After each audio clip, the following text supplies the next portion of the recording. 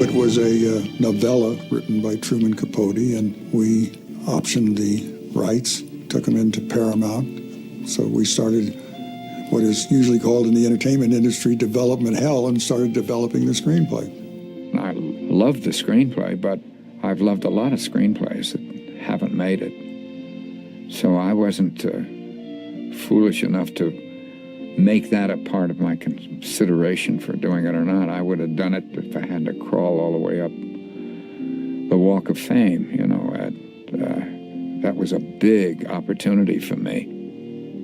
Audrey was under contract to Paramount. We just thought she would be wonderful in it. Paramount didn't think she would play it because she was such a kind of sweet and proprietary kind of lady that they didn't think she would play a part where a woman gets $50 to go to the powder room. Certainly in her mind, and understandably so, it was a big jump from the Capote Holly Golightly to our film's Holly Golightly, and she just didn't know whether she could do that sort of thing. I thought she did a wonderful job. I liked it because she was very naive, and it was like playing against that character.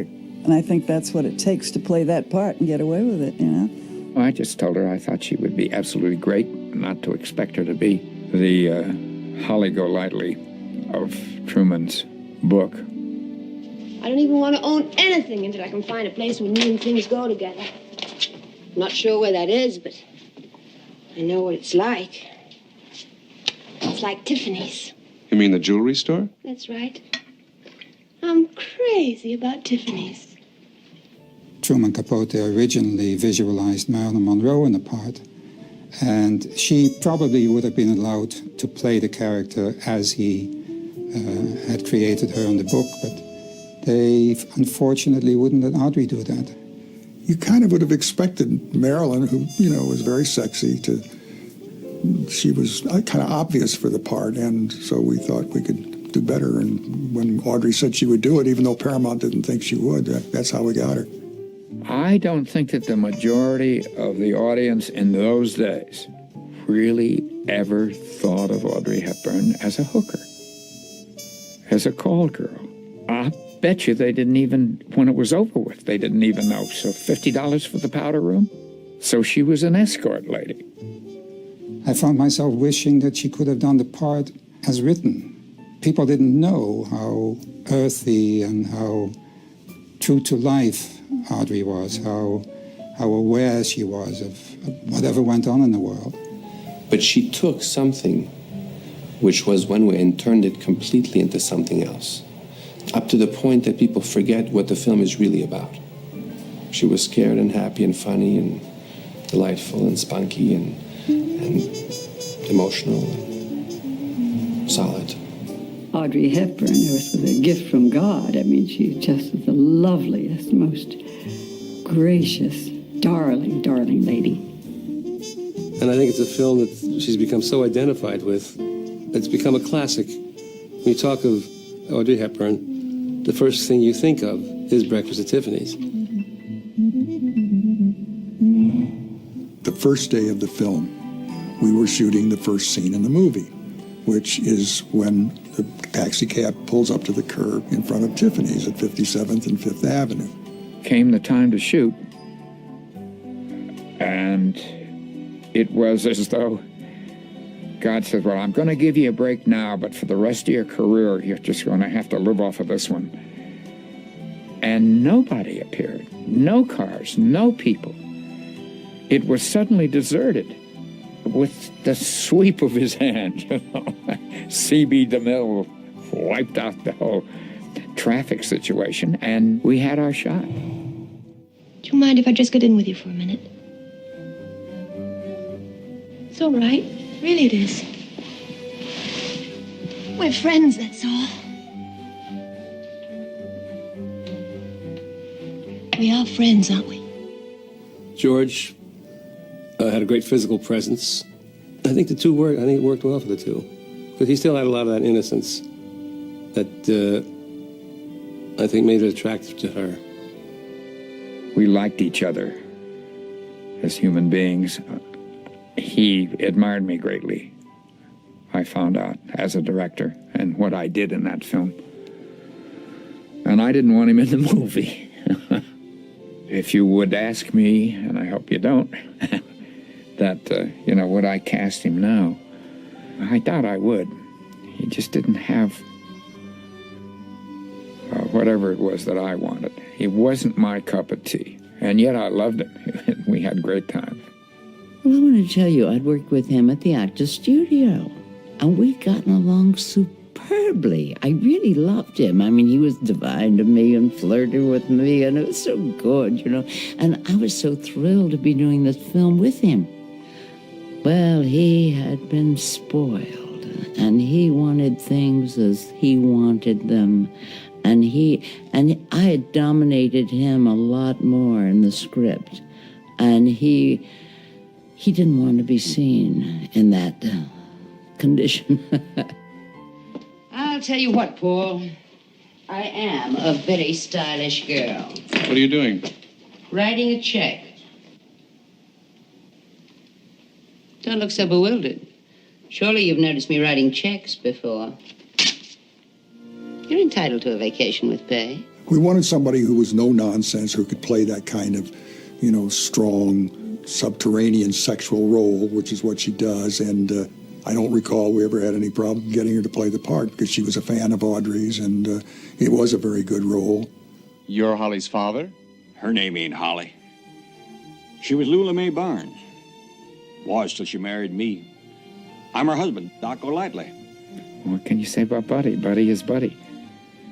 He's an old vaudeville hoofer. It was a brilliant bit of casting.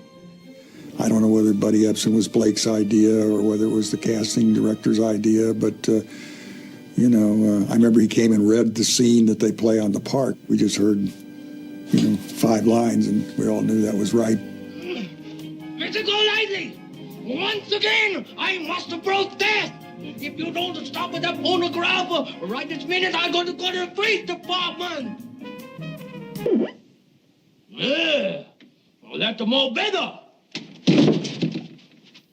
In spite of the fact that Blake was a very good friend of Mickey Rooney's, I don't think you would ever have cast Mickey Rooney to play a Japanese person. You'd have had a real Japanese actor, and I don't mind saying that at one point I wanted to replace him. I didn't really think it out, and I'm not sure it would have changed my mind anyway.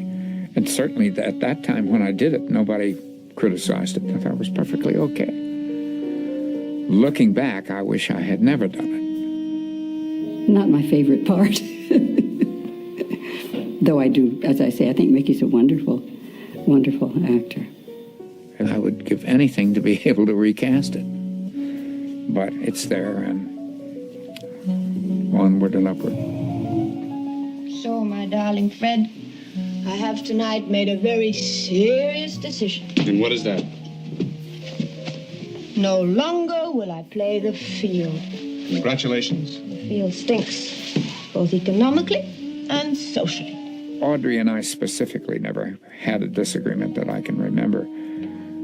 People would advise Audrey, and we would rehearse one night, and she'd come back the next day and do something totally different. And I finally took her aside and said, hey, there's only one director. He may not be the best, but that's what you got. And you either go along with what we agree on together, or you got to get another director. And that it changed right then. And she relied on me from that moment on. It was easy to spot what she was doing. And she was some kind of spectacular lady. I'll buy a drink. You drink? Yeah. I'll buy a drink. Okay. George Axelrod wrote the brilliant script, but the cocktail party was pure Blake Edwards. He called me one day and he said, I'm going over to the set because I'm going to do this crazy party sequence, and I'm just going to play around and see what I can use. The script itself didn't delineate that much in terms of party shenanigans. And that meant that I was going to have to invent it. But we just walked around seeing what kind of crazy madness we could create. They had the one thing where he was on the floor crawling to get the telephone that was ringing that was in a suitcase, things like that. Actually, in the party sequence, a lot of it was choreographed, I think, as they went along. And I ordered up champagne, and we had a party. And I told him that. I got him around, and I said, you know, now you're going to help me out. See if you can come up with stuff. And knowing actors, and everybody was going to come up with something at that point, and did. And out of that, I selected a lot of stuff that led me into a lot of stuff that I thought was fun and creative. I remember that he would walk by me and he'd say, what am I going to do with you? And about the second or third day, he comes by and he said, I know. He said, you're always laughing, so I'm going to put you in front of a mirror and you can laugh your head off. Then he dreamed up a crazy thing with another actor, and he said, why don't you two, I'm going to do a big close-up, and you two be arguing. And he didn't tell us what about. And in the middle of our argument, he pulls up the patch and didn't need it. So it was just kind of a crazy moment. And then, 2 or 3 days later, he said, you know, by now I think she might have a crying jag. I said, yeah. And he said, okay, go for it. And we really just had a party. Had it been otherwise, I think it would have taken 2 weeks.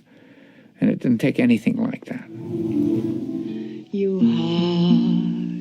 heartbreaker, wherever you're going, I'm going your way too. Well, I was really quite amazed that she was able to pull that off. I didn't know she sang. Nobody knew. See the world, there's such a lot of world to see. When I saw the film for the first time with an audience, we were in preview, and the head of the company then said, well, I'll tell you one thing, we can get rid of that song. Fortunately, Audrey stood and said, over my dead body, Huckleberry friend, moon river and me. One of my favorite scenes is the last scene, you know, with the cat. Whew, boy, did that cat smell. Get that cat wet, and that's not easy when you've got the lights pouring down on you and you can hardly breathe anyway, and then you bring the cat in and she's got it in the rain and right up her nose. It was awful.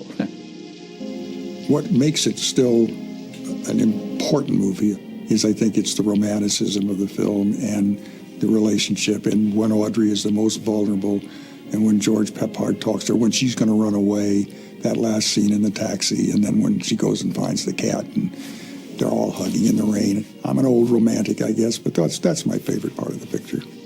It just gets into your soul, gets into your heart, may even get into your tears. What was she really like? And the lovely answer is that she really was like what you saw on the screen. She really was that way. I think that movie was made like a classic. I really think that everything Blake does becomes a classic. I got real lucky. I like to think that I added a lot to those things, like the party. That certainly wasn't written the way I shot it. And so we complemented each other, everyone kind of. I think at the end of the day, the picture is famous not so much because of what Audrey was as a human being, but because she represented something that I think women care about. It's kind of movies like they don't make anymore. I think that's part of its magic for today as well. And we should make more films like that.